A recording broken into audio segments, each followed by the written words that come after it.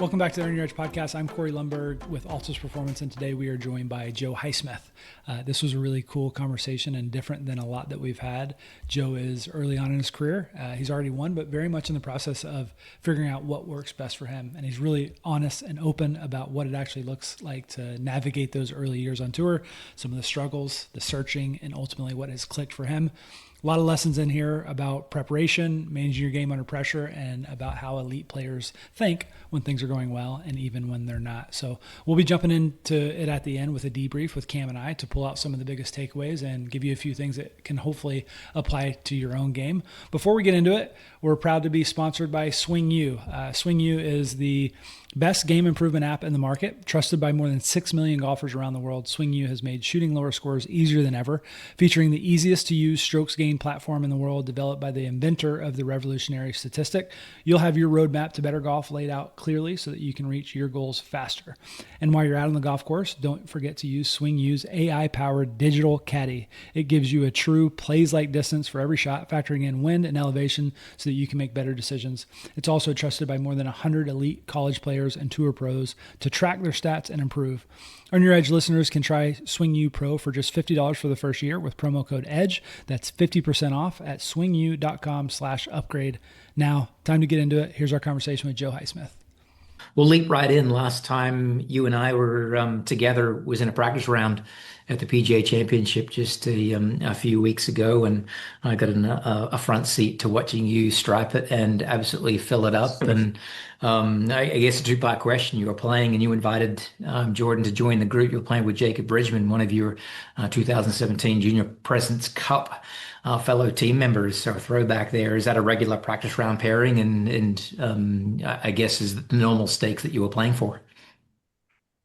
Yeah, I wouldn't say it's a super typical pairing. I've played with Bridgman a few times, and he and I are pretty good friends from, AJGAs over the years and playing in college. And then we were same year on the Corn Ferry and then rookies together last year and everything. And I don't usually schedule practice rounds with guys, kind of just go on my own time, and then whoever's there I'll play with. And certainly really cool for both of us to get to play with Jordan. I mean, he's our kind of Tiger Woods, I feel like, for the guys that were, 13, 14, 15 coming up when Jordan was doing his deal. But yeah, so love. I mean, I've got to know Jordan just a little bit. I've played with him at the Players, and then know Michael pretty well, and super cool for us to get to just kind of see how you guys operate. And I mean, Jordan's been great with me, so yeah, that was super cool for Nice. us. It was cool for us too. How important, we'll bounce around as this conversation goes on, but one thing I did want to double tap on there, when you're doing your Monday, Tuesday, Wednesday prep and you're on the golf course, is it important to you to put yourself under the pump, so to speak, and play for something if you're in a group with someone else so you're not, let's say, shocked when Thursday comes and the pressure is ramped up?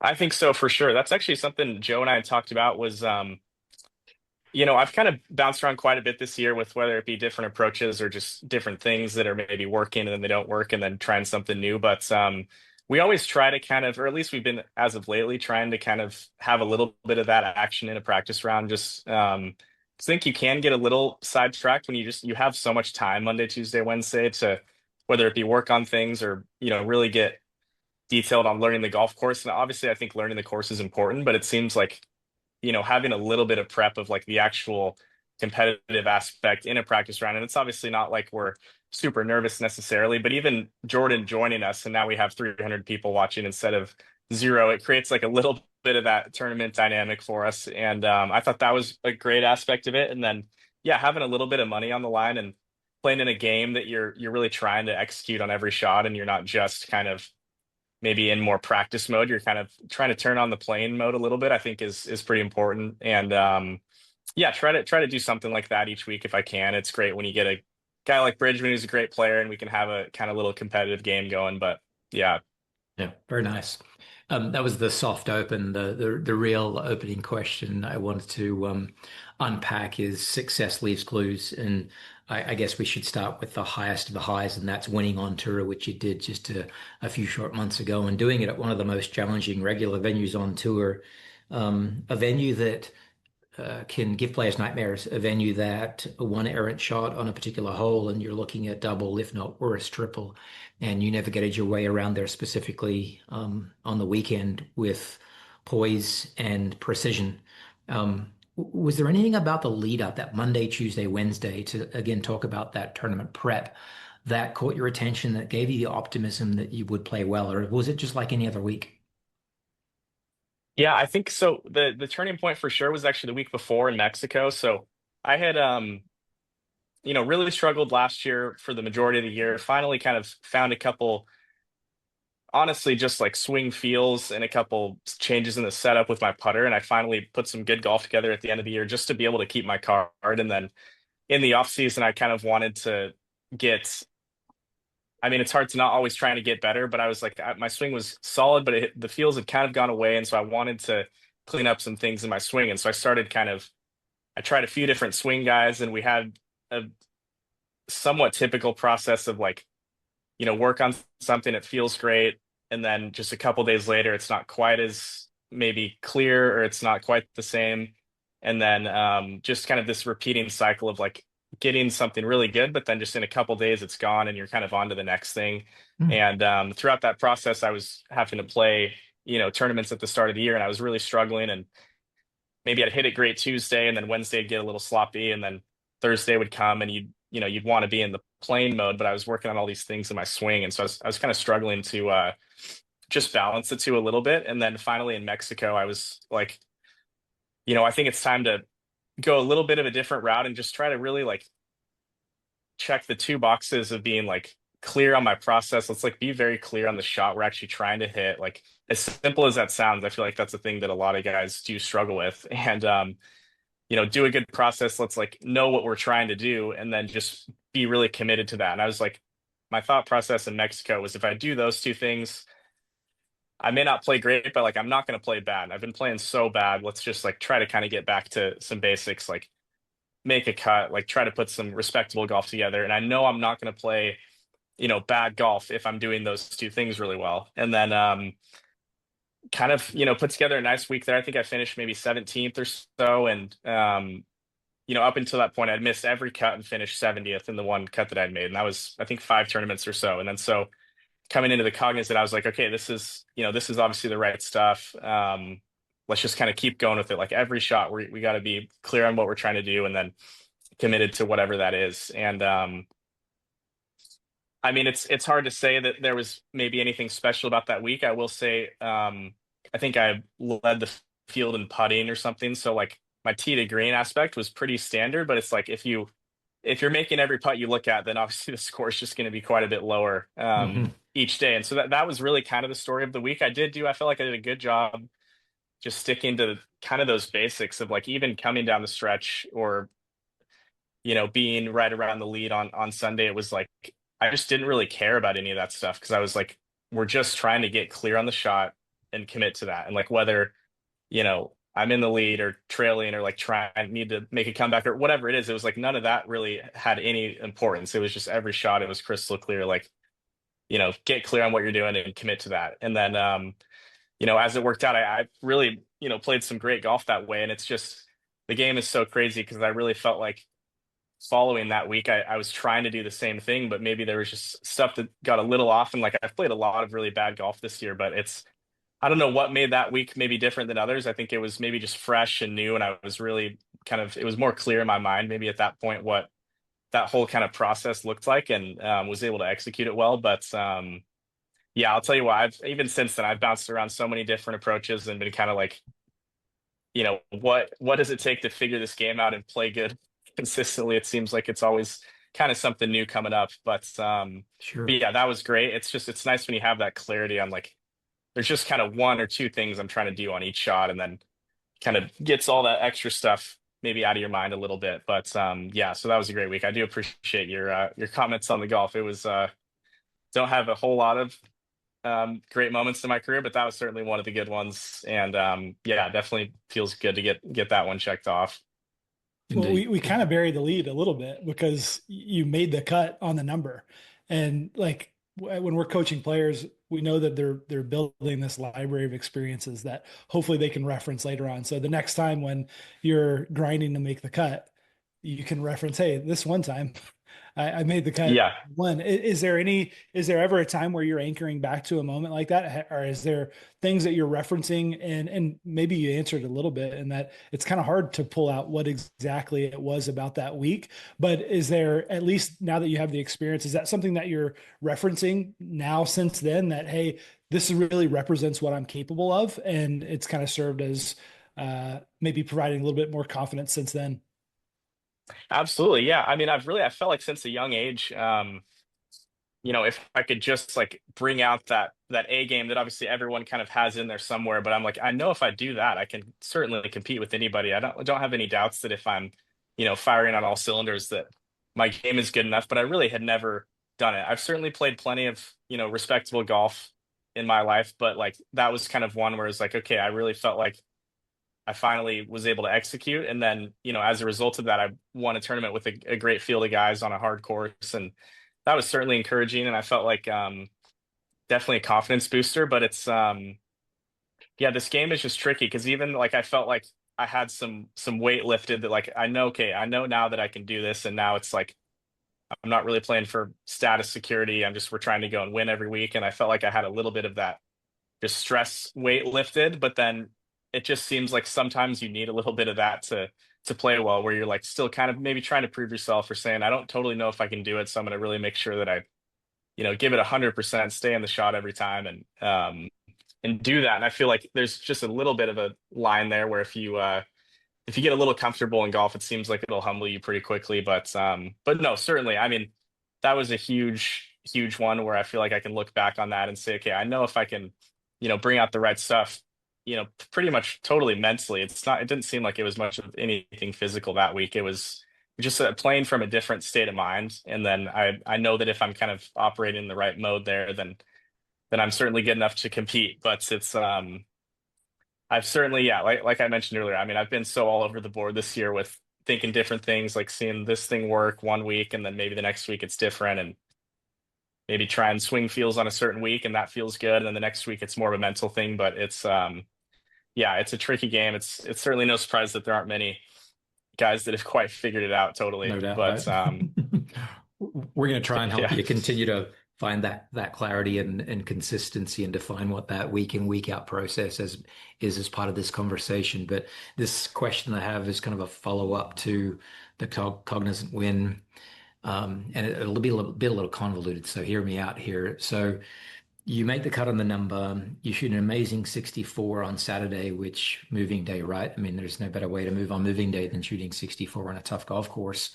Was there any point in time that you had a realization, or even in your mind, a little glimmer of hope that, gosh, this is something that if I keep this up, I might actually win this?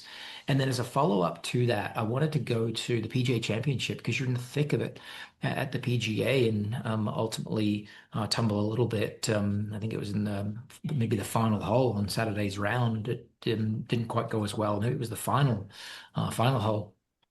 Did you also have a similar experience at the PGA? And if so, did you channel anything from Cognizant? Yeah, great question. I would say winning definitely did not cross my mind much at all that week at the Cognizant because I felt like as it works on just like every single tour leaderboard, it's like you might be 4 or 5 off the lead, but you're also like 2 shots out of 50th place. And so it's like kind of I So try to true. stay away from score. And it's like anytime that I'm thinking I've just seen it a lot with myself in the past where maybe I do get up there kind of in the mix. I'm like, man, I'm not even playing that good. And I'm right there. And the winning aspect or winning the tournament seems like it's well in reach, then I just have a tough time handling that. So I really try to do my best to like get score out of there, get the results out of there, and just I know I'm going to play my best if all my kind of focus and energy is on the golf itself and not kind of Mhm. adding any of that other stuff. Because I, dreamed of winning on tour my entire life, want it so bad, but it's like there's just an element there where sometimes you can't really process. It's like it's too much to process. So like if you can just dumb it down to the actual shots themselves. It's like I know I can execute these. I don't know if I can win this golf tournament or beat Yeah. Jordan and Seth and Shane Lowry and all these great players, but I know that I can execute these shots. If there wasn't all this extra stuff on it, then I know I can hit the shots. But and then yeah, the PGA, I feel like it was different. The similarity that I found looking back on it was like there was um very similar degrees of just like intense focus where there was kind of just, I wouldn't necessarily call it the zone, but like I was very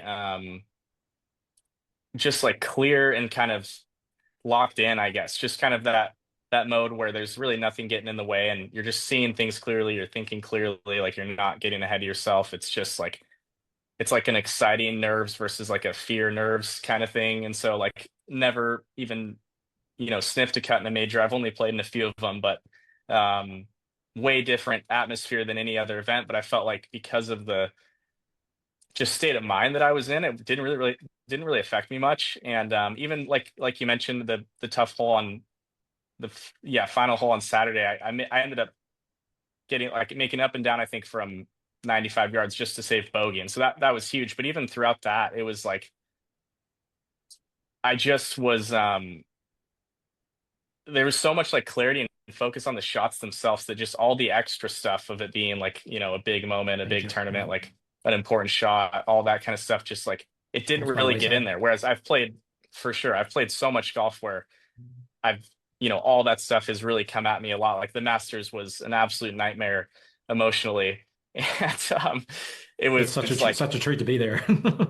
yeah, exactly. And it's like you literally, I mean, playing on tour is obviously incredible, being in the mix and tour events, playing in other majors and whatnot. But I feel like the Masters really is in its own league and something that I've just like put on this pedestal that it is, but like for my whole life. And so like getting there was like, it just felt like such a big thing. And I felt like I had done too much of that, like kind of hyping or building it up to be this great thing Mm. that it was hard to kind of just dumb it down to the shots themselves. Whereas I know like I can hit the first fairway.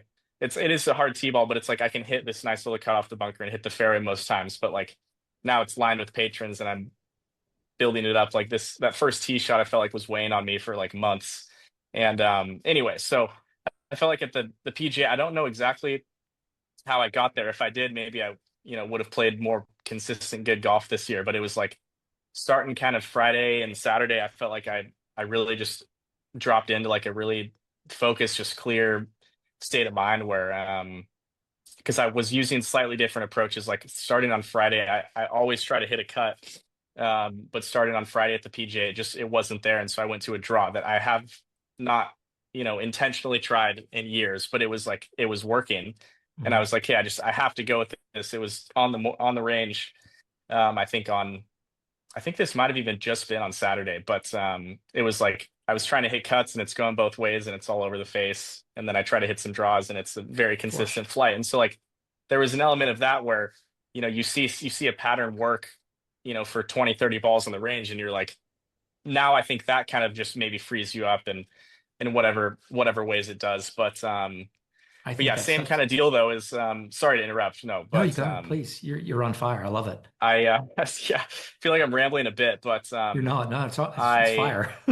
I think I led, or maybe it was like second in the field in putting at the PGA Mm. or something. So like again, in terms of how it comes down to the results, it's like the way I look. If I'm putting, if you're putting on that level, then that's like in my opinion like 5 to 6 shots around. If you're putting really really well versus maybe just a little bit off because you just I mean, we all know how it is when you're putting well. Like you're making almost everything from 5 to 10 feet, even though the stats might quite disagree a little bit. But it's like when you're putting well, you're making a lot of those, and you're going to throw a Sure. few more in, and it's like you know that could be 5, 6, 7 shots around, and that's literally how it's been for me a lot. Where if I'm putting poorly, I'm losing maybe 2.5, almost 3 shots putting. Putting well, gaining maybe two or three, and anyway, so that was a huge element of it, but I felt like there was a similarity there just from the state of mind and kind of just the mental aspect where I was like, at the Cognizant, I was really trying to just do process and commitment. Um, but I was doing that from a very focused, like just intense, locked in mindset or frame of mind. And then at the PGA, I was kind of trying to hit draws, maybe get a little bit more visual with just like shot shapes and all that. And then around the greens, I was kind of doing something with my chipping that was a little different. And then putting, I had just like a straight feel. I was just trying to like push the handle back and just like not move my wrist at all. And so it was like a very different approach from the Cognizant as far as like the, what I was trying to do or feel in the shots, but the place that I was coming from was the same, like kind of intense focused state. So I Yeah. felt like that was something that was certainly worth noting. But then, yeah, I mean, it was just funny how I did all that at the Cognizant, played great, thought I really was never going to struggle again. And then like 4 days later at Bay Hill, I like was like, how am I ever going to make a cut at a golf course like this? And the game, like, it's just, I mean, yeah, again, like I said, there's a reason that there aren't many guys in the history of the game that have consistently played great golf for Sure. a number of years. But it's like, it's just, it's been kind of a, I don't know what the right phrase is, but just like I've been so all over the place, kind of bouncing around these different ways of doing it. But it does seem like when I look back on it, like that whole kind of focus element seems to be kind of the common theme when I look back over the years on when I've played really good golf. But Sure. yeah, luckily I've had those two good events, and that's kind of about it. But anyway, What's given you a long runway that you can continue to figure out your recipe that you will be able to wash, rinse, and repeat on a very consistent basis to surface more of those Joe Highsmith best results. And so you know what your ceiling is now, and you've got, as I mentioned, that long runway of tour status now to continue to surface that. And I don't, Corey's probably in the same boat. He might have five. I've got probably five or more questions to kind of double tap on out of that conversation. So I want to go to just a couple of them, just to be respectful of to give Corey a chance to also talk yeah, of here. course.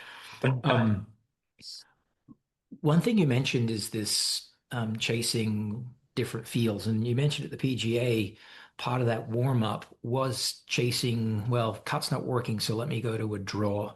And I think it's super insightful for our listeners, which are a variety of junior golfers, parents of junior golfers, players that are on the path trying to chase you, potentially even some players that were your peers in the world of junior golf that are whether they're on the PGA Tour or the Korn Ferry Tour. And anyway, I think it's super insightful for you to explain how regularly or how you frame warm up essentially, because most people would likely hear you say, well, warm up's not going well, so I've got to go to a plan B. I've got to go to my secondary weapon, so to speak. So I'll just leave it at that and let you wax on. Yeah, absolutely. I feel like when my game is in a good spot, or it's hard to say. I feel like when I look back on the majority of my golfing life, I felt like in my college, maybe starting in college, let's say, my college coach, Michael Beard, was kind of the one who really put the emphasis on, like, because I would hit it great in practice, I would play well in the qualifier, and then we'd get to the tournament and I'd, play well in the practice round, warm up great, but I'd get on the first tee and maybe it's not quite the same, but there's nothing wrong physically. So he was kind of the first one to kind of show me, I feel like that um, this whole aspect of just like being committed on the golf course. And I felt like I know kind of what like a committed swing feels like versus one where just let's say there's OB right and like you kind of just have like a little bit of wish or a little bit of anti right in there where it's like it's not a physical thing. Like that was a mental interference that made you hit, but then kind of applying that to the entire game. So it's like whether that be a putt, I don't like uphill right to left putts, and I tend to kind of like wish wipe them is like what we would call it. And so like that's just like the antithesis of being committed. It's like it's very wishy and scared versus all the putts where I feel like if I just committed to that right edge and had this feeling of like being committed. I don't know exactly what it is or how to describe it. That word is just like the only one that I feel like represents what that is. I felt like that was always the key. So in warm-ups, typically if stuff is going well, that's kind of what I'm trying to iron down a little bit is like let's make obviously there's not pressure on the range, but let's like kind of get that feeling of what a committed swing is like, because that's going to be what is going to translate out to the golf course. And again, there's been a lot of time where I try to just commit, but I'm hitting toe hooks. And so it's like, well, now, it gets a little bit blurry. But for the most part, I felt like when I looked back on my golf over the years, it was always, at least once I got on the golf course, just a battle of, being committed, like being clear on the shot you're trying to hit. But then, the only reason why I feel like I'm not super secure in just my answer here is because there's been a lot of times lately where, I'm trying to feel that and trying to be committed, but it's just not producing that, even when I feel like I'm genuinely committed to these shots. And so that's where it's been a little bit tricky this year, finding that balance of like, as an example, last week, I mean, I was not feeling very good with my swing, but I was still kind of trying to stick with the premise that I'm going to be very committed once I get on the first tee. And, I felt like I was making pretty committed swings, maybe not perfect, but I was hitting, a lot of pull draws when I'm trying to hit cuts. And so I'm playing out of the rough all day and had no chance. And so it was like, it's a hard balance to find whether it's, is there something wrong in the golf swing? Because I can still say that I probably wasn't totally committed to that shot, if I'm being totally honest, with myself. But it's like, as of late, it's been a little bit tricky in the sense that, my swing, my physical game just doesn't quite feel great. And so I'm trying to still chase the mental perfection side, but I don't know if it's maybe more of a physical thing or a mental thing. But Understood. sorry, I know it's not really a great answer to your question, but I feel like in the warm up, it's hard if I were to try to maybe give a piece of advice. I feel like no matter what it is, like you just at the end, like you have to be clear on what you're doing. Because even if it's maybe not the perfect, or you're not hitting it great, but it's like you just have a clear idea of what you're trying to do. And I think the nightmare for playing golf is like having, three different feels in your swing going to the first tee, or just like that lack of clarity. It just seems like the more that, or just the less stuff that's in your mind, the more likely that you're probably going to be able to perform a little bit better. But again, I feel like do not have this game figured out by any means. I'm currently in the process of kind of bouncing around between a few different ideas, and I apologize because I don't really have like maybe the best, clear, succinct answer to any of I, these. But I totally understand yeah, it. I think the insight that you've provided there is that oftentimes a warm up, whether you're in a good physical state and a good mental state, means that warm up is you auditioning your skills. And then as part of that auditioning process, you are a player, as all players in the PGA Tour are a player with a deep toolbox, and you can go to a plan A or a different type of shot that is a useful and effective shot to get it around the golf course. And that's essentially what you described your experience being at the PGA Championship. And then just a yeah, little bit deeper on that is, I think what you're mentioning there is that it's never a great thing for a player to not be in a state of some level of certainty. If I apply this feel, I get this result, and if I don't get this result, I know what the miss is going to be. I know what the outcome is going to be. It's going to be one of two things, right? And yep, that's when we run this carousel of or run through a carousel of fields that hopefully are connected to a known miss for which we have a known solution. And if that solution applied isn't successful, either you misapplied the solution or you need to go to a solution number two, right? So a known miss should have one of two ways to solve it, whether that be in a Monday, Tuesday, Wednesday practice session or an off-week practice session, or even a PGA Tour warm-up before a major championship, no matter whether it's Thursday or Sunday. And that's the role that Corey and I play week in, week out on the PGA Tour. It's doing triage on those types of things, right? We have this macro pattern of how players are looking to show up and play golf. And so we could call that the template. But as humans, we're going to vary from that template um, almost each and every swing in some type of way because of the variability of lie and shot intent, et cetera, and the pressure. Um, but you're not wrong for number one, trying to discover the best version of you physically, just as much as you're not wrong. You're totally appropriate in trying to discover the best mental or psychological version of you as well. So that was a big long word salad that I just gave. Corey, you have a question to go to? I have like 7 or 10, and Beautiful. like I got to double tap. I got to remember some of these questions that I had as Joe speaking, and I just want to make a quick comment, is that how relatable it is. So while you may feel So like you didn't give like an unbelievable, like clear answer on a warm up, I think as players are listening to this and coaches and families that are supporting players, Joe, and they hear this kind of this honesty out of you, I think it's really appreciated. And it's really relatable to know that, hey, this guy who is an overnight sensation, what it appears to be, one on the PGA Tour, is experiencing these things. That I think is really, really helpful for other people to know. And one of the questions that I had when I was looking at just the career and just the rookie year, I was surprised too.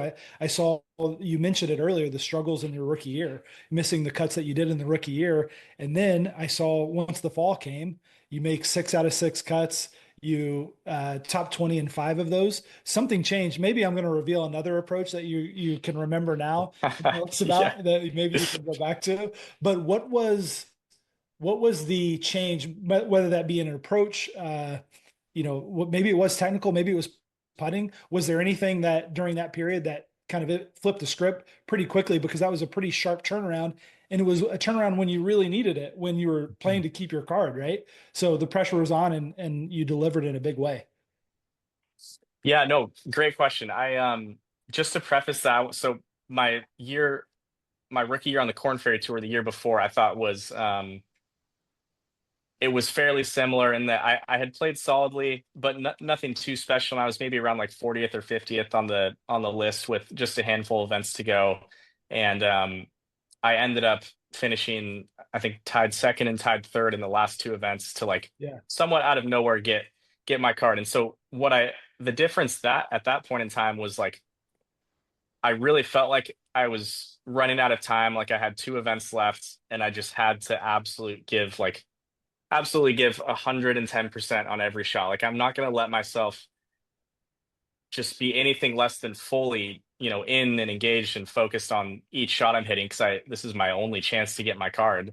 Otherwise, I'm going to have to, whatever, wait a whole nother year. And I felt like that was just like no question about it, just a mental shift in focus and played great golf with that. Nothing physical in any way. It was just like turning up the focus and really going from playing just like a little bit kind of wishy-washy golf. Obviously, you're still focused, but not quite the same, to where it was like, okay, I have two tournaments to go. Like, I have to pretty much top five both of them. The only way I'm going to be able to do that is just by like pretty much giving 110% effort on every single shot. And then, obviously, once you see that kind of working, you're like, it feeds on itself a little bit. And so that was just a straight up mental shift. And I played really great golf that way. Whereas the end of last year, it was getting to that point where I was like, I think 165th on the FedEx list or something. And also very far behind in points, not just 40 spots. It was like I had no points from the whole year. And it was a little different. It was like I talked to my college coach and I was like, dude, I'm giving 100%. I'm trying my best to bring out the same like locked in guy that I've had in the past before. And it's not there.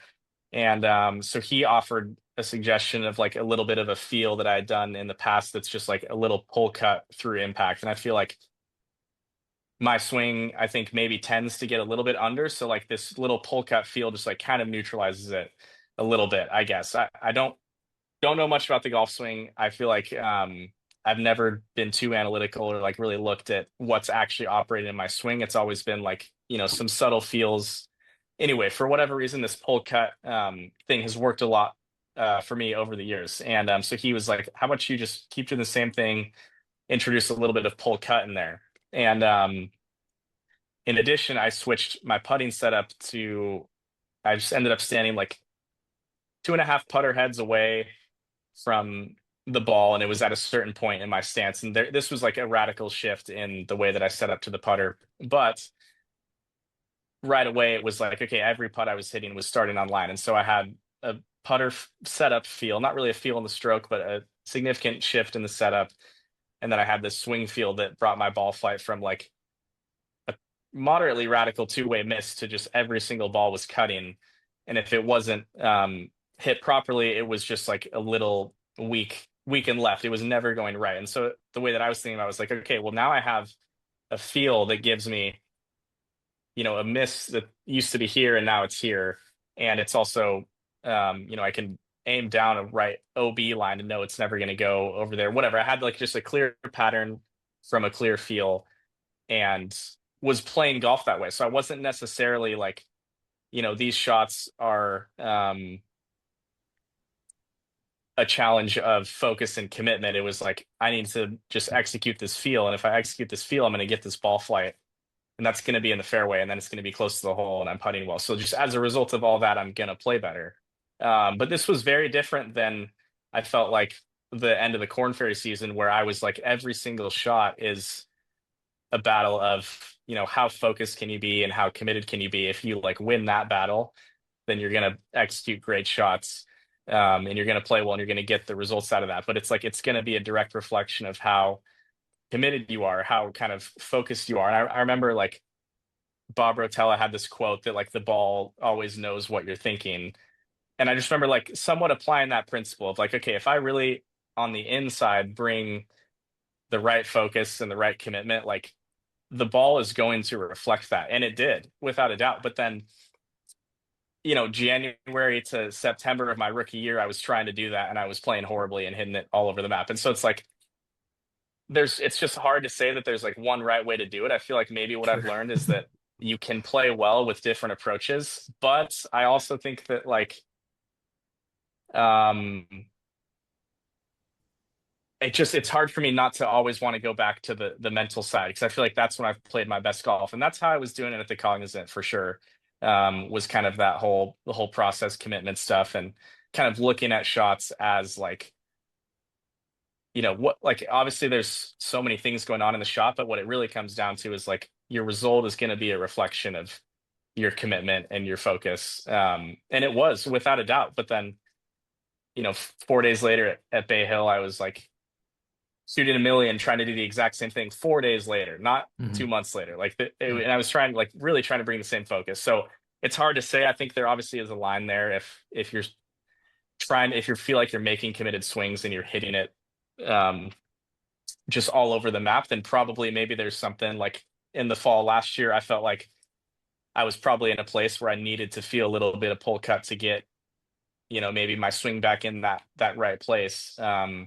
Versus, at the end of the Corn Ferry season, it was like everything was pretty good, and I was more struggling on the mental stuff and not bringing the right kind of amount of focus to each shots. And so at that time, I needed that. Maybe at the end of last year, I needed a little bit of a feel or something. But yeah, no, I appreciate what you're saying earlier, Corey, about just like I do think that I try to be open and honest about what I'm feeling. I feel like a lot of players like I'm struggling with the same stuff that I was struggling with when I was 14 playing in HAGAs, like, scared to death of the first tee and worried about the results and thinking about points back then. It's like it's literally the same thing now as it was back then.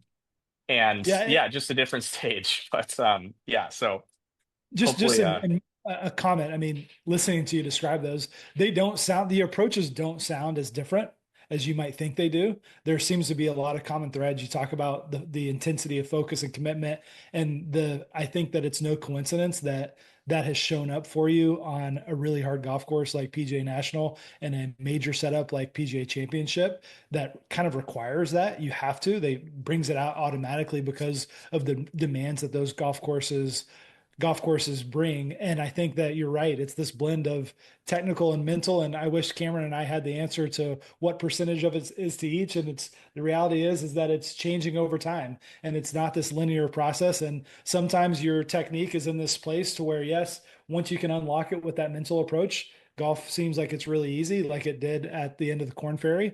But if the technique isn't there, then I can have the best mental performance in the world. If my technique won't allow it to produce good shots, then I'm out of luck. So, but that's just a comment. I wanted to one other thing on that rookie season, and now even hearing about the Corn Ferry, we have people that are listening that are supporting golfers, whether that be their coaches or their parents and families. And it's as hard as it is for you to go through those periods where the play is not to your standard. It's really tough on family and coaches that all they want to do is help you. Is there anything that you can point to that either family or coaches, and it sounded like your Pepperdine coach is maybe this, you maybe answer this a little bit, how they supported you during that time that helps give you some of the resilience and mental toughness to get through it like you have. Is there anything that you can point to that either they did, or maybe more importantly, things that they didn't do that helped you during those periods that it was a struggle? Yeah, that's a great question. I think I mean the lows are just they're very low in golf. Like as far as I was just thinking about this the other day. I was like, I know that if there's a guy who seems like he's not emotionally attached or doesn't keep his identity in golf, it's Scotty. Obviously, he talks about his faith a lot, and that's it's like he has golf in its right place. Um, but I just think even for him, it's like as players, like you cannot help but be attached to your results. It's like I don't care how well balanced your life is and how much you have golf kept in its right place. It's like it's still gonna hurt, and you're still gonna be like down in the dumps when you're playing bad. And I feel like I've had a hard time kind of figuring out how to get rid of those feelings because it's like when you're playing bad and you just feel like I have no idea how to play well again, and it feels like literally like just like that, like I'm never gonna play good golf again. Like I have no idea what I'm doing and I'm trying everything and it's not producing, and it's like and you're missing cuts, and like the PGA Tour life is not that glamorous if you're just missing cuts every week and going to a new hotel the following week and just rinse and repeat. I mean, it's a great life. Obviously, it's hard to complain about playing on tour. But the point being is just, I think like everybody goes through those lows, and it's like it's tough. I mean, I've had a lot of them for sure since I've turned pro. And obviously, keeping it in perspective, I'm not, fighting for my Corn Ferry card. Like, obviously, things have gone generally well, but like those downtimes in golf, I think no matter what level you're at, are kind of the same, where it's like you just feel like you're not able to, you know what you're capable of, but you're just not doing it, and you're not doing it when it matters, and you don't know necessarily what it is. And it's like you put so much into it, as much as you try not to keep your identity in the game, like you still are very invested in it. And I think it's hard for it to not just affect you emotionally quite a bit. So I feel like like my college coach has been great in the sense that he's just been there a lot for me to like talk about, and he can relate certainly because he played a little bit himself. He and I kind of struggle with, I feel like, the same things maybe mentally on the golf course, and so he can really relate to maybe the stuff that I'm going through, and having that not even necessarily as he's just like helping me through these hard times, but just having somebody to talk to and relate to in those moments, I think is a big part of it. Um, Obviously, my family's great. I mean, my parents are incredible supporters, and like they're always, I get the exact same treatment whether I've struggled or won a tournament. It's like it doesn't. I don't. I just feel like they're great supporters in every way, and so I'm not like living these highs and lows like crazy. I feel like from the people that are around me, like they're all um helping me a lot, just kind of, and they're not judging me based on how I've played anyway. I think yeah, it's just I feel like it's really important to have people to just be able to have like open conversations about it with, 'cause I think a lot of people, even like with your coaches, or like when I would work with coaches when I was younger, it was like I would want to you want to please them. Or like I remember going to see Cameron when I was like 15. I wanted so bad to like hit it good that day. And I remember you hearing it.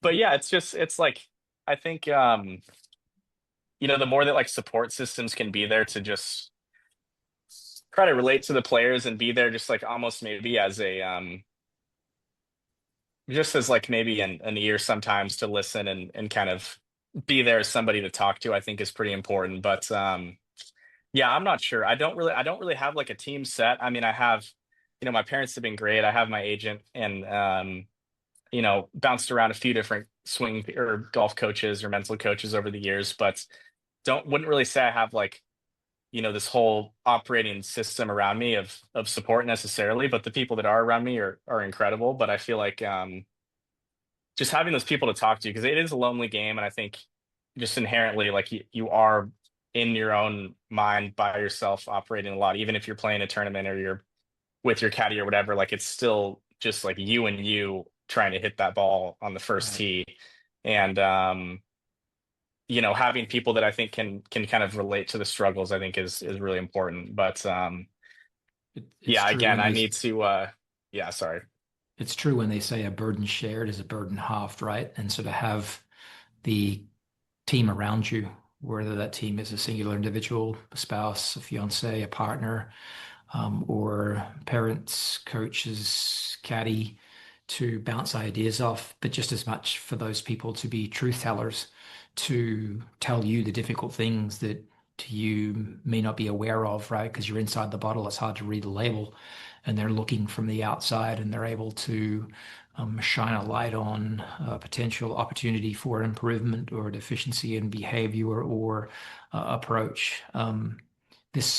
The conversations that we have with players such as yourself who do the difficult things day in, day out and show up and be vulnerable to um, golf and the errant shots. They typically follow a forward chronological order, but this has been a bit of a reverse, or bit of a Benjamin Button, so to speak, going in the reverse order. And to kind of bring it full circle, we speak to so many parents and we feel like parents are such an asset for us as coaches to help players as long as they are informed as to um, what parents should be or how parents should be supporting. So I wanted to take the time, I wanted to allow you the time to shine a light on all the good that your parents did in terms of cultivating but both your love of the game, the intensity that you brought into practice, etc. Yeah, absolutely. I thought, especially just, it's funny now, like looking back on kind of how my parents approached it from a younger age. Obviously, wasn't able to probably comprehend what was going on when I was 8, 9, 10, 11. But, we grew up on a golf course, and golf was by no means forced on us. And we actually didn't, we were more interested in other sports until we decided to move, like still very close, but away from, we literally were off the 10th tee box and we moved across the lake. And so because of that process, my brother and I were like, all right, why don't we go give golf maybe a more serious try and see if we like it. And we kind of just like fell in love with it on our own at that time. And I think that was a big aspect of it where our parents weren't, forcing on us or saying like, we're going to go and do these lessons. And we want you guys to do this, and you got to go to the course for 2 hours a day, and you got to do this and that. It was like, I felt like they were great about letting us kind of find it on our own a little bit. And, it's tough at that age. Like golf's not the most popular sport. We did have a handful of guys our age that made it much more enjoyable to, go to the course each day when you have just kids around you versus, I think it would have been very hard if I was an only child or if I had, um, nobody else to play or practice with at those developing ages. And then, I mean, my parents were great. I mean, they never really, they wanted us to do well. And obviously, my brother's golf wasn't quite as serious as mine, probably starting when I was like 13, 14, 15. But I just thought they were always great about like, I wasn't getting different treatment based on performance. It was like golf was, they wanted me to do well, and they wanted it so bad to see me succeed and everything. But, they weren't wearing the golf on their shoulders, which I think that happens with a lot of parents. I feel like at those younger ages. And just being there as like a genuine supporter versus like, almost like feeling like your parents want it more than you, or like they really are wearing like the good Sure. golf or the bad golf. I feel like can happen a lot, and that makes it really hard on the kids because there's This enough doesn't. pressure in the game by itself. And I think that the parental role more than anything has to just stay as that, where like you just want the best for your kids and you want to see them succeed, and you got to be able to be there for them when they're struggling without but I can imagine it's hard. I mean, I don't have kids, don't envision kids in my near future by any means, but it's like it's just got to be tough because you want them to do so well, and it's got to be a hard thing to kind of balance for parents. But I just think, yeah, the more that you can be the loving parent that's there as just a true supporter versus like, you know, just the extreme of like a parent trying to live their dream through their child or something. And anyway, so it's like there's a tough line there of I feel like just, being helpful and being encouraging and, wanting the best for them, but also just being that person that, like the kid can come to you after the round and feel just like secure and comfortable with, Yeah. um, that support that you're giving them, I guess. Yeah. But I think I've got Joe to is. follow up. Sorry, I've got to follow up. I want to Okay, go. go ahead. Please, please, please. Yeah, go Thank ahead. you. You mentioned having buddies around, and those buddies, I would imagine, were plus or minus a year around your age. But am I wrong that I read that the Putnam brothers were also at the club, or at least local to you? Is that correct? yes, yep, yep. Yeah, and I think it's important to recognize those that are older as like um, a vision of a future reality, maybe where there are better players than you. Is there any moment that you reflect on advice, whether it was the Putnam brothers or someone that was 3 to 10 years your senior that served as kind of foundational advice that you received that um, fueled maybe greater intensity or a shift in your playing mindset?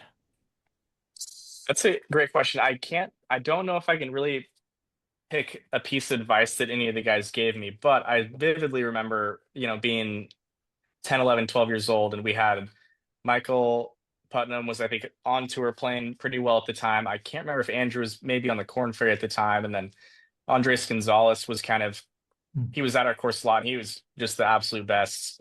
Kyle Stanley was fairly frequently at Tacoma Country Club. And so we had these group of guys, and they were all awesome with me and RJ Mankey, played at Pepperdine with me and played on the Corn Ferry Tour. And then we both had brothers. There were a handful of other juniors around. And so these guys were like, we would play with them on a regular basis. So I don't know if I can look back and say that there was advice given, but I just think that dynamic was like huge Just because it presence, was yeah. for sure. And just being able to see like, these guys are doing what we like only imagine doing in our wildest dreams, but we get to play with them and kind of see the shots they're hitting and, have games with them and play straight up from the same tees and everything. And I thought that was a pretty cool, just dynamic for us to have like this dream realized a little bit just right in front of us playing with these guys at that age. And then, yeah, but it's hard to say looking back if there was necessarily advice given from those guys, but I think we were pretty good by the time we were like 14, 15. So we were having some solid competitive games even at that age. But no, I It mean those doesn't, guys have all yeah, been great, but beautiful. It doesn't need to be explicit. What you just mentioned was all the implicit influence of those role models that were in your presence on a fairly regular basis. All right, Corey. Yeah, I'll come back to the parent. Actually, me and you, when we debrief, we're going to talk about what Joe said about he had a lot of wisdom in there You that did. I'll take to heart. What Corey mentioned then is at the back end of these podcasts, we have a coach to coach conversation about the nuggets of wisdom that we feel like would be super pertinent for the different avatars of audience, whether it's a player, a junior, or a parent. Um, Joe, it's been awesome. I think that I'll speak for Corey here because we do speak the same language. We could continue to talk for great lengths to you. We've got probably another 60 questions lined up covering a variety of different topics. So I don't want to take up any more of your time. I'm sure Corey doesn't want, your family wants to see you. We're really appreciative of the time you have given us, but certainly want to keep the door open for a round two and potentially a round three if you're open to that. absolutely. Well, I was gonna say I know I don't want to interrupt or ruin the closing statements, but like I have 10, 15 minutes easily if you guys want to have any more Okay. questions. If not, again, like very open to do it whenever. This is like such a not even close to inconvenience at all, and I Let's enjoy it no learning from you let guys as well. So let's carry on then. Yeah, yeah.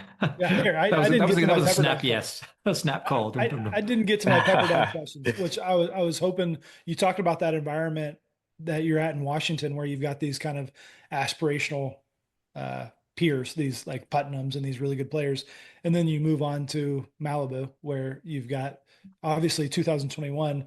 Pepperdine wins the national championship. You're around a bunch of really, really good players. If you're talking to a recruit right now, how do you help them value the going somewhere where they have a chance to compete early versus going somewhere with a stacked roster where they're going to have limited maybe playing opportunities, or they're going to have to really, really fight for a spot. Can you speak a little bit to how you would be evaluating those after your experience at Pepperdine and a great team? 100%. Yeah, I mean, that was still probably always will be, but I remember like thinking about that question when I was 12, 13, 14, and we were at an AJGA, and I think Ryan Moore was hosting it, and he was really of the side that like you got to go somewhere where you're going to play. You got to be able to play in the tournaments. You can't go on the best team you could get on and then you never get any playing opportunities. But I feel like like a huge part of why I've, become a better player is because I was forced to perform literally like week in, week out while we were even in college, which is like very much how it has to happen once you're out of school. So I'm kind of more of the perspective that like go try to get on the best possible team that you can because it's not going to get any easier in golf after college. So the more that you can be challenged and pushed on a like regular basis, especially in those years that aren't nearly as important as 23 to 28 or whatever, and you can be around guys that are way better than you, like in my mind, that is way more valuable than just going to a place where you know you're going to play in the tournaments. I think learning how to just be forced to compete. And most of this is obviously in qualifying, trying to make the lineup on a more regular basis. I think that's like, one of the most valuable things about my time at Pepperdine for sure was, I mean, I didn't even start in the national championship lineup when we won. And I I had read that. I couldn't just, believe that. Yeah. yeah, Crazy. I had just won and finished third back to back like a month and a half earlier. And so it just kind of speaks to how deep our team was at the time. And we had 7 guys, 8 guys that all have some type of professional status at this point. And, I think that was without a doubt, like Coach Beard has helped me tremendously, but having to compete and really show up like every single day and be surrounded by guys that, maybe were, maybe weren't better than you, but like always just kind of pushing you, way more valuable, I think, than going to the school where you're the top guy and you're going to play in every tournament and you're never going to have to qualify. And yes, you may get more playing opportunities, but like you're probably not going to be able to, pursue it as a career if you're not able to beat the guys on your college team. And I'm not trying to sound harsh at all, but like that is just how it is. And I think putting yourself in those more challenging situations, like going to a Texas or an Alabama or these big name schools where they have all the best guys coming in, like that's just way better for your development, in my opinion, than going where you're going to play in the tournaments, but you're surrounded by guys that you're already better than. Yeah, I want you to elaborate on that just a little bit more because I I coach a kid who just got done with his freshman year at Pepperdine. I saw him for the first time this summer. He's back into town and he's describing a pretty rigorous academic schedule, practice schedule, qualifying. There's commutes in between those things and just being able to figure out like the balance of everything. Can you speak a little bit to just, and at Pepperdine in particular, just the standards and the habits of what was expected to you, whether it be a day like a from a day-to-day basis that I'm sure you're was difficult at the time, but you're now thinking you're happy that you had that experience because of how it serves you now. I think so for sure. I feel like in college, you kind of, assuming you're going to go the route of playing professionally, like the way I've kind of looked at it, which might be not the greatest perspective, but it's like you're just thrown like all this stuff that you don't want to do every single day, but you still have to do it all so that you can play golf. Like even for school, I mean, I wasn't an idiot, but like, um, you have to put in a pretty solid amount of effort to stay eligible. Obviously, like that's debatable, but the point, like you have to put work in the classroom to be able to literally play. I mean, as far as eligibility standards go, with a school that's maybe a little bit more demanding like Pepperdine, and again, not like we were at Stanford or Harvard, but it was like point being, you have to put a lot of effort in the classroom to be able to play golf, and you have to go to workouts where you might not agree with the trainer and what they're doing, and then you at Pepperdine, we were driving 30 plus minutes to and from the course every single day. That was not ideal by any means. school in my mind was just like a big hurdle in the way of trying to develop as a player because I'm not going to do anything with my communication degree. Um, and not probably going to learn a whole lot that I'm going to apply to my later life. But it's like, I think learning how to do those things, especially at that age, is just a skill. I remember somebody saying that once you turn pro and you get on tour, like you just get how do they word it? I think just more and more soft. Like you just get used to being able to do kind of whatever you want to do whenever you want to do it. And you're making all this money and you are playing the best courses with the best facilities and the best grass and everything. And you have access to all the best coaches and the whole deal. But I feel like developing those skills of just like becoming a little bit hardened while you're, 18, 19, 20, 20, is I think valuable. It's hard to look back and say that,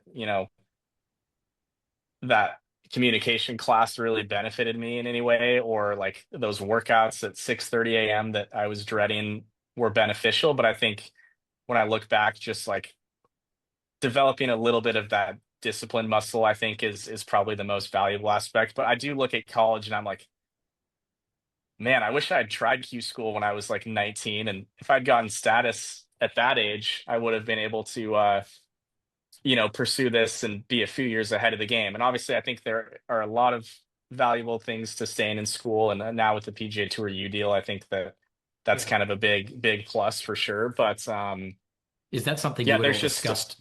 Sorry, go ahead. oh no, I was just gonna say there's just a lot of stuff that gets in the way of what you're trying to do in college. But yeah, Yeah. anyway. Another one of your junior President's Cup teammates was Akshay. And is that something that you discussed with Akshay at all when you were going through college and he was deciding whether he should go to college and then ultimately decided not to and turn pro? Yeah, I wouldn't say, I mean, we were friends, but probably not that close to really be talking about, what his thought process was on the whole idea. But obviously, we were all kind of at the time, like, um, it was a surprise, I think, a little bit that he wasn't going to go kind of the typical route and play at a big school and do that Or at that least route. 1 or 2 years, right? Yeah. For sure. But yeah, it's tough because those are very important developmental years, and I think there's a line between like you can't just be all golf at 14 years old and like never have any social life or a college experience or any of that and just like build your tour player at like 15. I think that's hard because just like general life stuff, I mean, I think it's beneficial to go have the social aspects probably more than anything of school, I think are the most beneficial. But in terms of golf development, yeah, I just look back on it and I'm like, there was just like a lot of stuff that got in the way. The huge bonus was, being surrounded by great players every single day at practice. That was Yeah.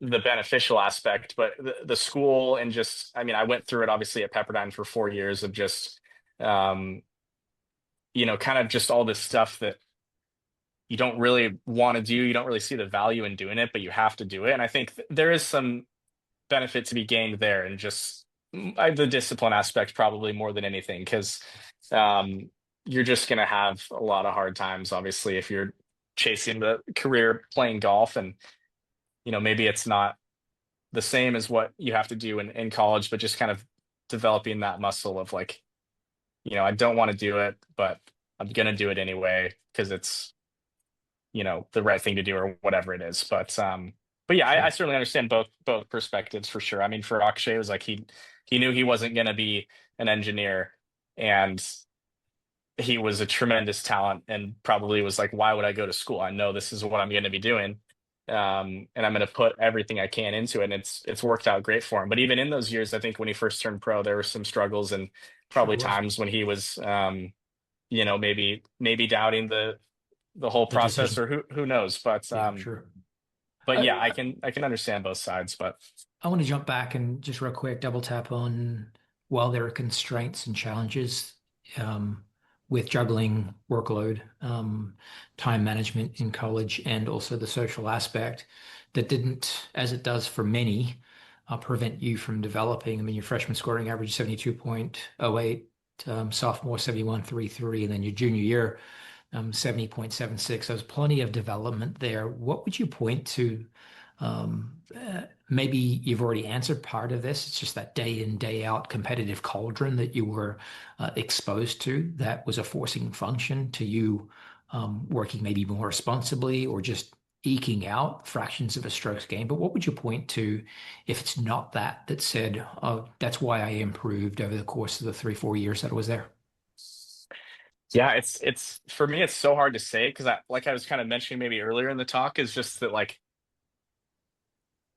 even throughout my college years, like I was still bouncing around different approaches like on a daily basis. Like I feel like it's so hard to look at it as like a linear progress path or whatever, where it's like, you practice this, you put the work in, and you just gradually kind of get better and better. But it's like golf just doesn't really work like that. Like in my mind, it's like I can go and, there have been times when I've probably been working harder at my game than I ever have and playing some of the worst golf. And then maybe times when I'm not really putting in the hours, but I'm really clear on, whatever it is I'm doing in my game and I'm playing great, but I'm not really putting in that same effort trying to get better, whatever it is. But so it's hard to say. I would say the biggest thing was probably that aspect of just like you have to play well to play on this team. And so one way or another, like you have to figure it out. There's 1,000 different things that I went through, over the years of different ways or routes to try and figure it out. But just that aspect of like,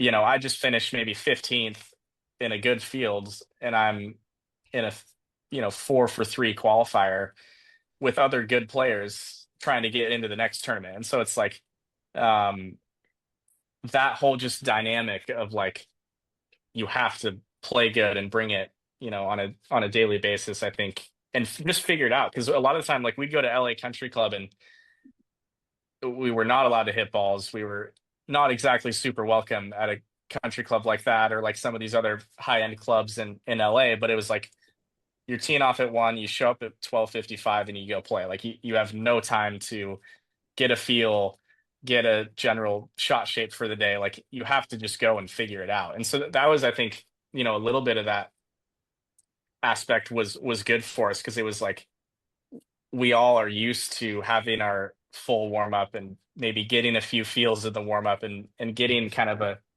general idea of how you're going to play the golf course that day. But this was like you're just thrown right onto the tee and you're qualifying to play in an event in an important event. So it was like I thought, as ridiculous as it seemed at the time for us, and we were all like, this is so unrealistic. Why would you ever play a round of golf without warming up? Like looking back, I feel like there was some good stuff about it where it was kind of like you're just gonna be thrown all kinds of stuff in any round of golf or any tournament, whether it's weather or wind or conditions or any stuff that is just gonna throw you off maybe your normal plan. And so I feel like that was beneficial too, just that whole like, hey, none of you guys warmed up. None of you guys, were able to do your typical stuff. And now, like, let's see who can still go and figure it out. But yeah, probably just whatever. More than anything, being around good players on a daily basis, I think probably just kind of forced me to continue to get better.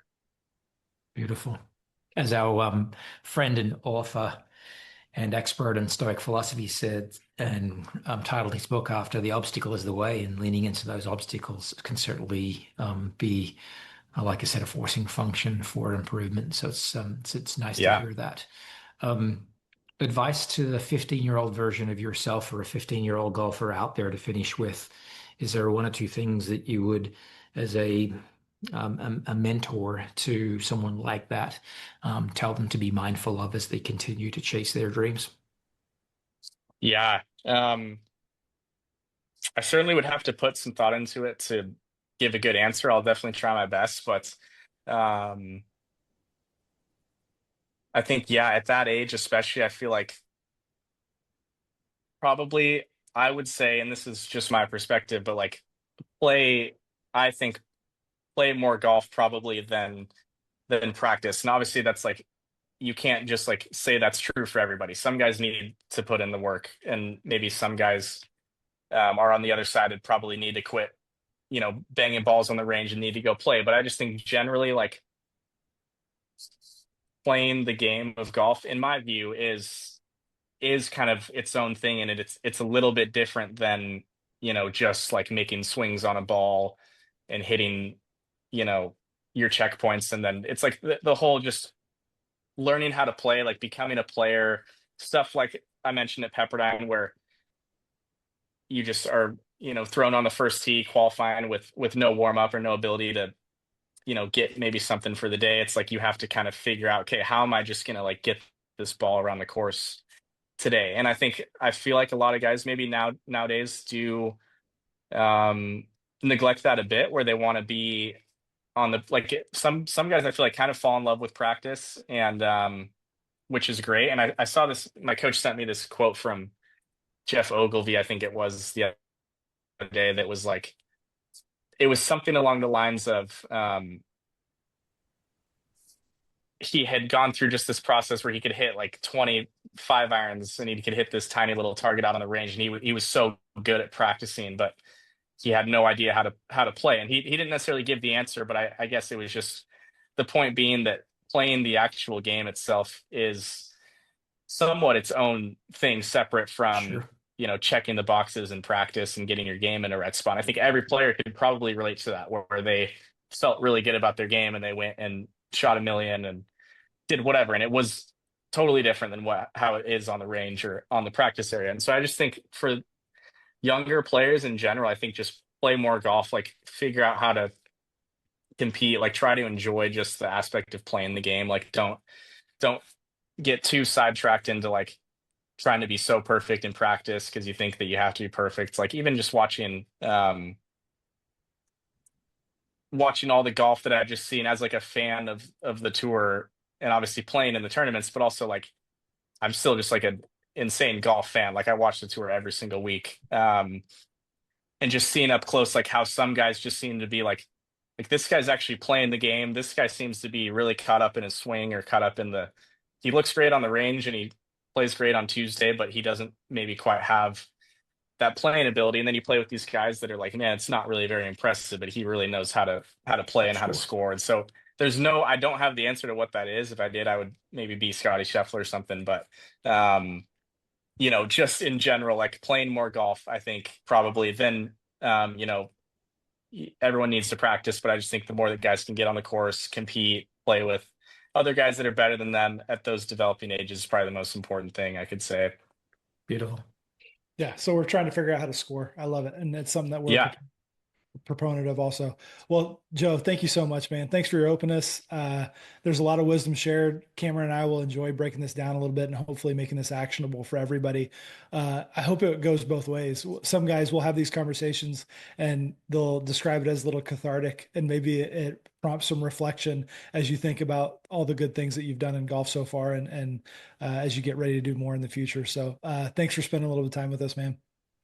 absolutely. No, thank you guys. It's really awesome for me to be on here. So I appreciate it a ton. Anytime you guys have questions for me, would love to answer. But yeah, there's more for me to learn from you guys than vice versa. But I appreciate you having me on. Appreciate it. All the Absolutely. best. See you in a few weeks. Cheers. See you guys. Are we rebranding this? We had someone bring us the idea of that shouldn't be called the debrief. He actually called it the Coach study notes. notes. Coach Yeah. notes. Yeah. Coach notes. Yeah. Okay. Yeah. Uh-huh. I think that describes it better. And I was very eager to get to re-listen to this episode with Joe, just because it was a pretty unique tone to it. And that I feel like Joe was very introspective and he had been thinking about a lot of things, and it almost gave him an opportunity to kind of talk through some of these pieces that he had been trying to put maybe a little bit more clarity to, and maybe speaking them out loud was a helpful way to do that. Did you feel the same way in listening back to this? Yeah, he was both transparent and vulnerable at the same time, Yeah. and almost admitting that he hasn't figured it out. Yeah, But and how relatable, how nice to hear the truth to that. And that's exactly, those are two really good words. He was very transparent and very vulnerable in sharing kind of where he was with things. So I think it gives us a really cool opportunity to go back, re-listen to the conversation. And there were like 6 or 7 key pieces that I wanted to get your thoughts on, some topics that we can briefly touch on that hopefully will serve as a really good takeaway. And I definitely want to assign some actionables to these pieces as we go. And I'm going to start out right away at the very beginning of the conversation. you reference a practice round with Jordan, and Joe starts to talk about how important practice rounds are and making sure that there's some amount of pressure that he's putting during those preparation days. And we talk a lot about those three keys: cash, crowds, and consequence, the ways that we can manufacture some pressure to make sure that the first time that we're pressure testing something out on the golf course, or the first time that we're feeling like the heat of the importance of our decision making, isn't during the tournament, isn't during actual those live reps, but that we're starting to warm up and feel ourselves feel some of that kind of pressure and that stimulants that maybe feels a little bit different than practice does. So can we speak to maybe what our actionables should be for to someone listening to that, to say, hey, how can I make sure that I manufacture some of that? Yeah, I once played golf with one of the NHL's greats, Brett Hull, and when we were deciding the stakes for the Pig Wolf game, he's come back to my question of what are the stakes. Is he says whatever's going to make your heart beat faster. So I think for Exactly. every person, we've just got to find what that threshold is that causes your heart to beat faster, whether that's something that you might do in practice, which is consequence based, or someone you might compete with in practice that is a nice challenge, maybe not so far removed from your skill level to be, I guess, out of their league, so to speak. You want to feel like you can succeed in what you're trying to do, and there's some classic research behind that.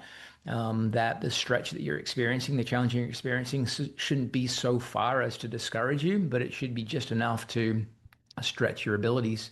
And then all the time, what we're trying to find is a way to lighten the load of that 300-pound pencil, the pencil that weighs that proverbial large weight when we tee off and have to post a score. And I was reminded of our experience in the ALTUS study tour when we visited Red Bull. And we spoke to the sports scientists there who have a knack for finding each person's weak point through exposure therapy, whether that was exposure to snakes or spiders or going fast or being up in extreme heights. And while in golf, we're not exposed to those potential near-death experiences, it certainly helps us learn ways, strategies, whether that's breathing or self-talk, or whether just going through that heat, feeling the fire, to perform better, to kind of anchor to those past experiences for future experiences. Yeah. Okay. So that's our actionable right there, is to make sure that no matter what, we leave the practice area having added at least one layer of consequence to our practice. Mhm. So whether that be, hey, you play for a score, you have to restart if you don't do this, there's a small wager, making the results public somehow, or kind of competing against someone else. Just the importance of adding that layer so that we're not feeling the weight of that pencil for the first time in competition, that we're Right on. preparing ourselves for that. Right on. The next thing that I wrote down, the next topic to discuss a little bit, and this was kind of common throughout the conversation, but Joe spoke about when feels, they kind of come and go. We talked about some really good events that he had. And he talked about feeling one thing great one week, but then maybe even the next week not feeling that, feeling like he had it and then he lost it. And I think that that's a pretty universal experience. As golfers, we have all experienced that. And Mhm. so I wanted to get your thoughts a little bit on, well, what are the best ways to deal with that? Because if a player like Joe is experiencing it, then certainly the rest of us are going to feel that ebb and flow of form, feeling like one moment I have unlocked all of the keys to golf, and then suddenly I don't have it anymore.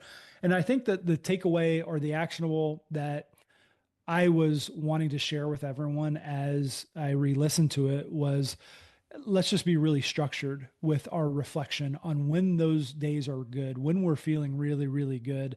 I think that it helps on maybe after the round, after the practice session, to write down two or three things, to be really structured in how we reflect on those really, really good days, so that hopefully I know what I'm looking for in the future. So I know, hey, here's the drill that I was focusing on that produced this. Here's the swing thought or the feel that was producing these really, really good feelings. If I'm going to, just so that this isn't so elusive the next time that I'm looking for this feeling, or that I feel like, man, maybe I've lost it a little bit, just to have something concrete to go back to that maybe resets me in that those good feels.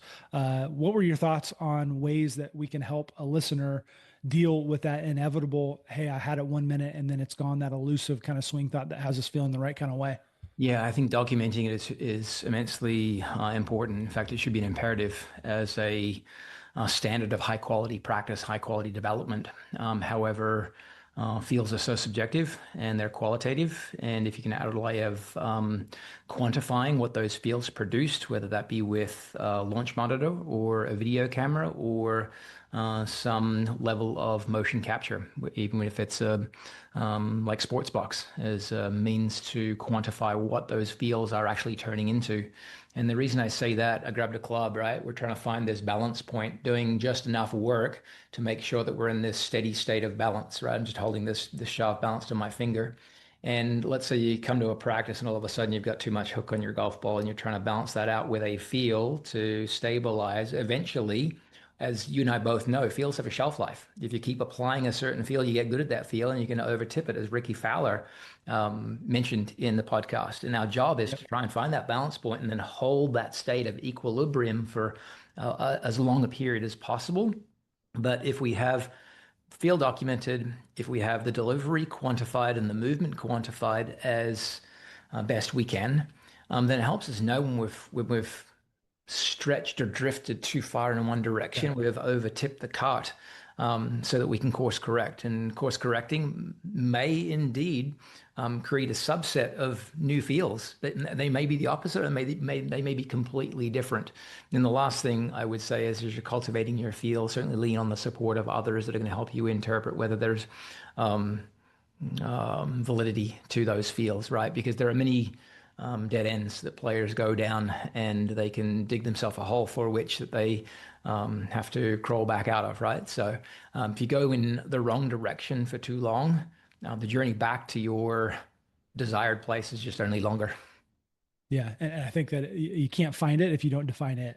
Yeah. So that's the key takeaway, right? We got to define whatever that is, and through whatever means that you have. And usually, yeah, that is through. Hopefully, a coach is going to help you do that. Yeah. The next topic is really related, and it's learning from winning, because this is almost similar to. It's almost exactly the same concept as what he described with the swing fields. I had it and then I didn't. He describes what he felt at Honda or Cognizant, and his process was going to be really, really focused. He attributed his success that week to just a really, really clean process. And then he describes the experience of trying to apply that same thing the next week at Bay Hill, and it didn't work really well, right? So it's like, it's the same kind of thing. It wasn't a swing feel as much as it was, hey, this approach led to the greatest week of my career. And now I'm a week later and I feel like I'm never going to make another cut. I mean, those were his words. He said something very similar to that. And that's pretty crazy. And that, again, it is relatable. It's what we all feel. I figured it out 1 minute and how I'm going to approach playing golf and tournament golf, and then it doesn't work anymore. And so I think my takeaway there was, again, maybe we need to be a little bit more structured in how we're reflecting on those big events. I know that I've got a questionnaire that I'll send to players after a big win. We just did this a couple weeks ago. We had a player win a collegiate event, and in very detailed is we're not just kind of giving a questionnaire or reflection on, hey, what did you do really well from a skill standpoint? What did you do really well from a preparation standpoint? What did you do well from a mental standpoint? And so being a little bit more comprehensive at what we are trying to unpack in those unbelievable performances to say, holistically, I know this attributed to my great performance, as did this. And so we're not just looking at kind of one area that we're saying, hey, I hit it really good or I putted really good, but here are all the different things that contributed to one of my best weeks. So then I have a really detailed record of what this is 6 months later, or in this case for Joe, it might have been 6 days later. Yeah. Like, well, maybe it was some other things that attributed to this. And at least if I go through a process that takes, I don't know, 30, 45 minutes, that is really detailed and trying to document as much as I can about my great performances, it's a hell of a lot easier to replicate that down the road, or even to have a moment where, and we've done this before with players, like we've looked at these kind of documents a year, 2 years later, to where you look at that and you have this realization, oh man, this was so important to me during this really important time of great play, and I've really neglected this. And so it's this moment of bringing me back and resetting back to something that I know is so closely associated to my best weeks or best performances. And so that doesn't happen. We don't have the ability to do that if we don't document. And I've heard you say many times, success leaves clues. Yeah, but we have to collect those clues. We have to sit down and take the time to really be detailed and intentional in collecting those clues and squeezing every bit of learning that we can out of those fleeting moments, so that hopefully we can know what to replicate moving forward. So that was kind of a I think common that was theme. comprehensive enough. I have nothing to add to that. Yeah, yeah, okay, cool. Well, I loved that, and again, that was a moment of him being pretty transparent, and I love Mm. that he gave us that to tell us, hey, I won on the PGA Tour, and then the next week I wasn't sure what to do there. The next topic that I wrote down was stripping the narrative. It was one of the insights that I think Joe shared from winning was instead of thinking about winning, instead of thinking, hey, I have a chance to win my first PGA Tour event, he mentioned how he really stripped it down to just the golf shots. And so I think that it just highlights the damage that players do when they're adding a lot of meaning to shots that it doesn't really need to be there. When they take this normal golf shot and then they layer on top of it, hey, this is what this means to the round. This is what this shot means to the tournament. And in extreme cases, this is what this outcome means about me as a player. Like I'm defining myself. And so you took what was just a golf shot and you've added all these layers of meaning on top of it, these stories and narratives that I think that players do so often, especially because they care so much. He spoke about the Masters and him thinking about that opening tee shot and it weighing on him for months because of what it meant to him. He had been striving to, be a player at the Masters his entire life, and he was thinking about that first tee shot a lot. So the only actionable that I could think of here, and I want to get your thoughts on it a little bit, are just to notice, to catch yourself when you are assigning a lot of stories and narratives to a shot that doesn't really need it. And in hopes that we can simplify those moments more than we're expanding those moments. What's your advice to a player? I mean, we all experience this because we all care so much. And so it's easy to make a golf shot mean more than it does. Yeah, it's easy to fall into a situation where the golf shot means more than it does. But I would go maybe one layer deeper. It's easy to let your score to par matter more than it actually needs to. Ultimately, the round of golf you play is a series of shots independent of one another. The prior shot should carry no weight, burden, or onus into the next, and any future shot should also carry no weight or onus into the future. And so, with that, I think a good practice to try and implement is on a scorecard, rather than writing down your score to par, or rather than writing down the score on each hole, write down your total, just the total number. So if you made a 4 on the first hole and you made a 5 on the second, in that second box, you put a 9. And you actually condition yourself to just keep adding up a number that's not a standard way to score. And so you kind of get lost. You kind of get lost not knowing your position relative to par. And you end up just thinking of each shot far more as an isolated incident, rather than as a referendum on how your skills Right. are performing on that given day. Yeah, I love that. Very good. All right, that's a much better actual than just noticing. Noticing is important, but I love that to have an actual tactic that we can bring to the golf course. Really good. The next note that I wrote down was on adaptability, and Joe talks about being on the range at the PGA Championship, and his normal cut isn't working, and so he switches to draws, which sounds kind of crazy.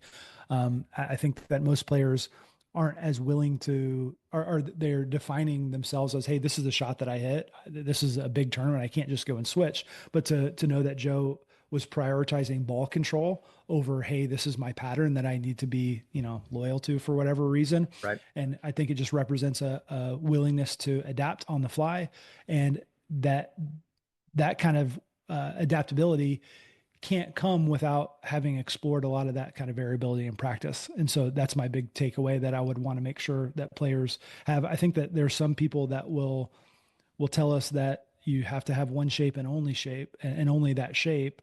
And that's leading a lot of players to not kind of have that multi-dimensional ability, skillfulness that they're cultivating in their practice through a lot of different kinds of shots. If Joe hadn't have been doing a lot of that in practice, there's no way that on the range it would have struck him to say, hey, I'm just going to switch over to draw because I have more control with that. So my question to you is how do you train that flexibility, I guess, without creating some confusion? And when should a player stick to a pattern versus, hey, it's time to cut bait and I've got to adapt a little bit? How do they know when the right time to do that is? Yeah, let me address the second part first. I think players need to treat warm up as an audit of what their skills are providing them on any given day in prep for a round. And the best example of that more recently was Robert McIntyre at the US Open last year at Oakmont, where he showed up on Monday and his standard draw had turned into a pretty wicked cut. And I wasn't far down the range from him, and I saw the emotion and the Yeah. troubleshooting, the problem solving that he and his coach and caddy were trying to do. And I didn't know the net effect of it until he was finished with his 72nd hole on Sunday. And then the net effect of it was the reporter asked him, well, you found yourself in a position where you're the clubhouse leader in the US Open. And this is right as JJ Spawn was hitting his approach shot into the 18th green. So he didn't know what history was going to deal him in terms of making a 60-footer across the green and finishing second. How did you find yourself in this place? And he said, well, on Monday, my stock draw wasn't there. I was hitting these slap cuts. And on Tuesday, we showed up, and my coach and I just recognized that that's what I've got for the week. And so I played a slap cut around Oakmont all week, and I found myself in this position. So when time is short and the level of difficulty as you work through your known solutions to recover whatever flight you're anticipating in your mind trying to create is difficult. So if difficulty is high and the time is short, then you've got to find something that works. And Rob McIntyre found something that worked for that entire week. In terms of confusion, I think a person only faces confusion when they have the wrong idea in terms of how to accomplish something, or the idea that they're applying isn't as accurately applied as it needs to be to produce the outcome that they're looking for. So I don't really feel like confusion necessarily is something that a person should face as they're trying to build this variability and adaptability in their flight. But there is a possibility that they face this challenge on, well, if I've got access to all of these shots, then what's the appropriate shot to hit? So that then can create a challenge in choice, right? Players are always describe being more successful when they're challenged by having to hit a very specific shot. And that specificity channels their attention going from like this broad flashlight into this laser focus. Right. And so the tactic to overcome the challenge of, well, I've got draws, I've got fades, I've got high and I've got low, which one should I play in this circumstance, comes down to choice number one, in intention and certainty in your mind, to where you're going from this broad, I've got this world of options, into, no, there's one specific shot that I have in my mind. And then you channel the feeling in a rehearsal, the visual as you're standing back behind that ball, to where you execute with a high level of commitment and intentionality, or an assertiveness. That's how you solve that. But yeah, I think that without developing variability as a skill, versatility as a skill, then ultimately at some point players face a lower ceiling than they potentially could aspire or achieve. Yeah, it's a problem of having just one solution to a problem. Yeah. The best Square players, at peg, least, round hole, right? exactly. They've got multiple Yeah. solutions. They've got that Mhm. Swiss Army knife that they've Yeah. If developed. all you have is a hammer, then Yep, really everything looks anything like a you're nail. driving is a nail. Yeah. Mhm. Yeah, exactly. Well, so this is really closely connected in the warm up conversation, and I wanted to shine a light on something that I thought was really cool that Joe mentioned, is that he mentioned in one of the warm ups, I don't remember which event it was, but that he does really well in warm up when his objective is to test his commitment, or to get that feeling that he's fully committed towards a shot. Where we think of the warm up as being primarily, we're prepping the physical, we're getting our body ready to go compete, and Mhm. he's using that time as, I want to feel what it's like to hit a fully committed golf shot before I go out there and have to do it under the gun. I think that was a really, really cool thing that I've never heard a player really describe before.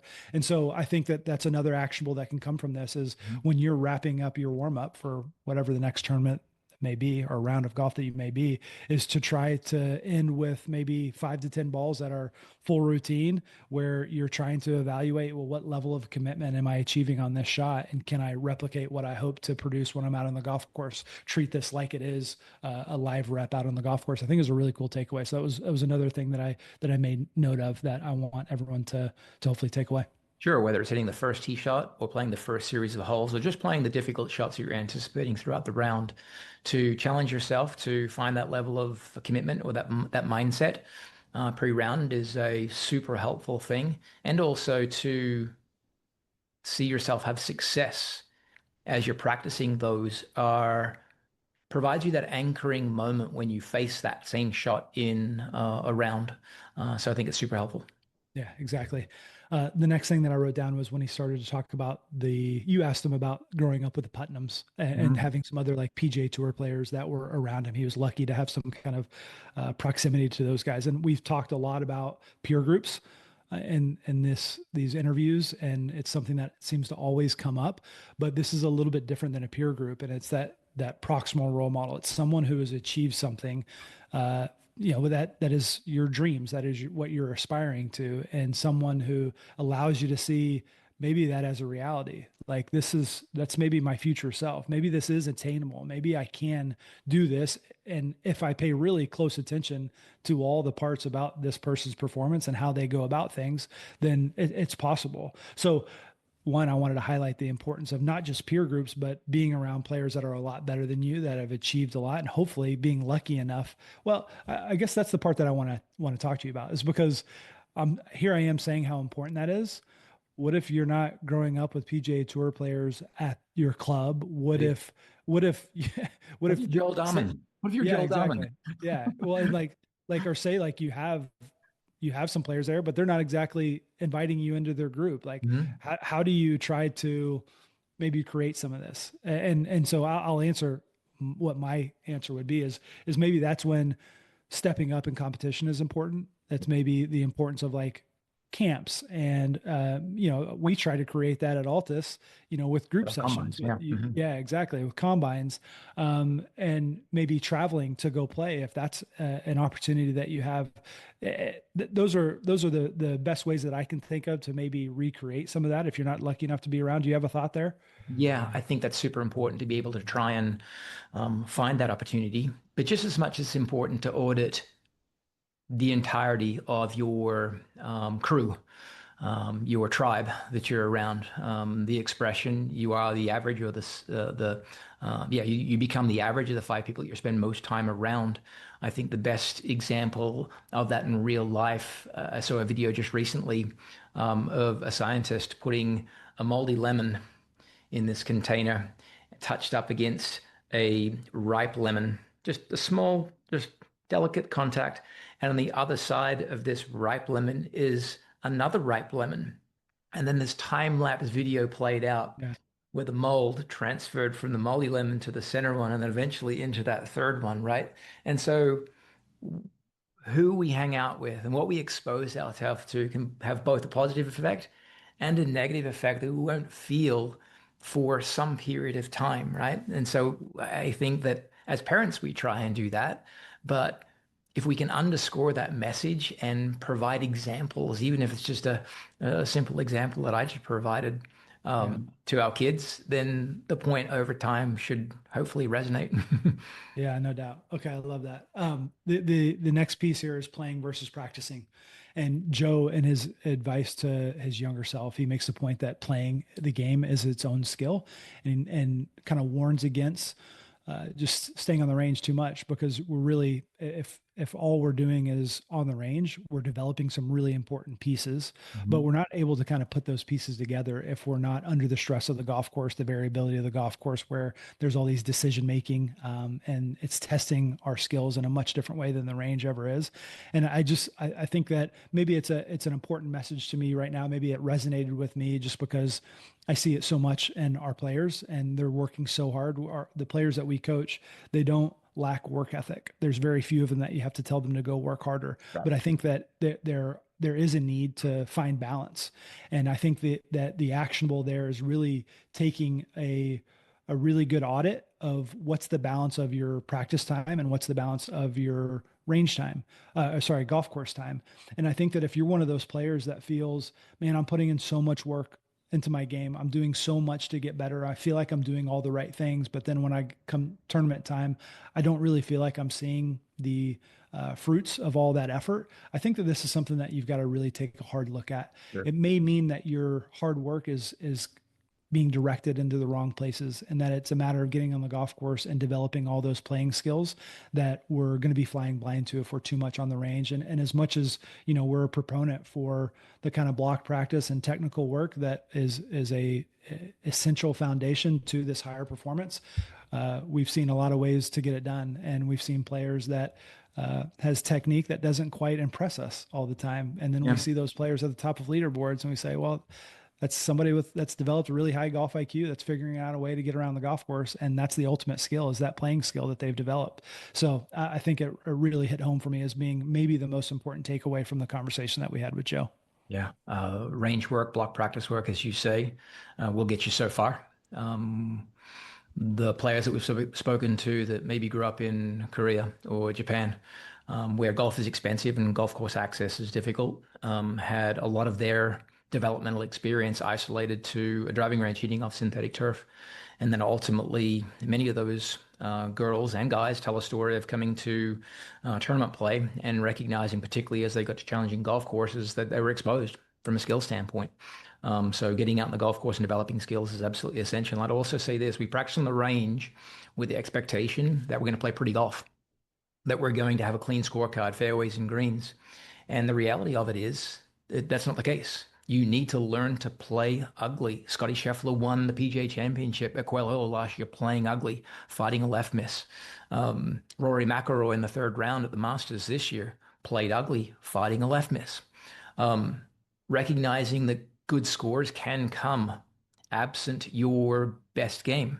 The great Coach Holder at Oklahoma State had a philosophy. He says, we practice on the pretty weather days, we play and compete on the bad weather days. And if you can score on bad weather days, then those Bluebird Chamber of Commerce days become that much easier. Yeah, right. I saw a video today, just a compilation of Rory's shots from the Masters, Mm.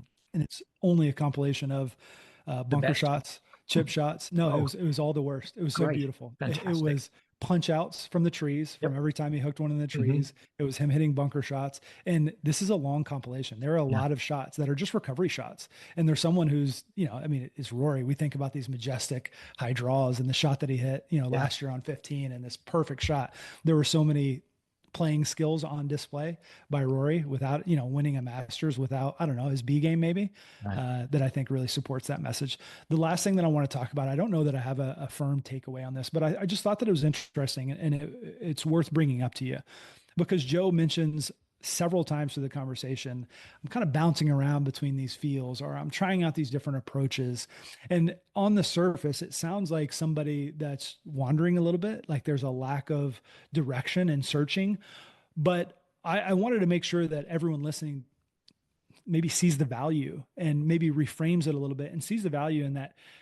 Maybe there's some testing that's happening. Joe's a guy that's still young in his career. And rather than look at that as someone who's wandering, someone who's trying to find something that works. And I think that it's not inherently bad to be willing to test out a different approach and say, hey, this worked once. I liked what this was, as long as that there's, again, this comes back. This is probably the third point that I've made here that's come back to reflection.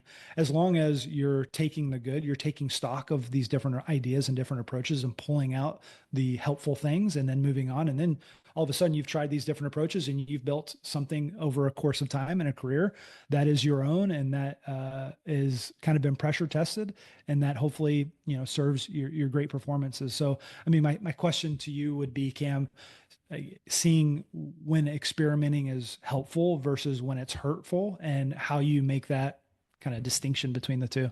Yeah, the cost benefit, I think, comes down to, are you fundamentally trying to change who you are as a person, your golf DNA? A dog can't become a cat, and a cat can't become a dog. Um, Maybe a poor metaphor, but nonetheless, as long as you're authentic to who you are and how you move, your inherent capabilities, then experimenting with a variety of different fields to bridge the gap between what you want to have happen and what is happening is imperative. It's not a scattered approach at all. It is a responsible approach. So the exploration is necessary to, I guess, extract the nuggets of learning that come out through the mining for that gold, right? We got to dig, dig, dig, dig, dig, and all of a sudden we strike something and we pull it out of the ground. We're like, whoop, there it is. Adam Scott talks about this, right? We talked with him a few years back, and he said, sometimes I've got it. Sometimes I have, sometimes I have an absolute great idea of what I'm doing to accomplish my best golf. And sometimes I have like a medium idea, and sometimes I have absolutely no idea. And those times when you have no idea are the times when you have to be the explorer and go out and figure it out. Last year, when Bryson was contending at the Masters, someone asked me a question. He says, when you're out on a driving range and you're trying to work on X, how many swing thoughts do you go through? And he chuckled. He said, literally thousands. And while they're probably all fairly similar and they're all trained to deliver on one key objective, there's variance there. And that's the exploration that's required to become great. I think there's a word of warning there in terms of the cost side of this, because the benefit is clearly getting the result you're looking for. The cost side of this is when it's aimless in terms of riding a carousel with a feel not associated with accomplishing that one key objective, then you can dig yourself a hole that leads to nowhere, right? So having some guidance there, a trusted resource, meaning a coach that you're talking things through, even a parent that has some knowledge and wisdom in the game, is probably the best practice for the junior players out there. Yeah. So we need a helpful guide for all of that exploration, right? Yes. Do you think anyone's still listening? That was a long And I hope so. I hope so, because I think those are the most important kind of takeaways that we finished with there. So yeah, I'm hopeful that the few of you that have stuck around for all that exactly will have gotten something helpful. And yeah, Cam, thanks for the time. And we've got a good episode, another unique episode coming up next, where we've got kind of multiple players that are on a different stage of their career than most guys that we've talked to that I'm excited to share. Awesome. All the best, guys. Stay tuned. Cheers. See ya.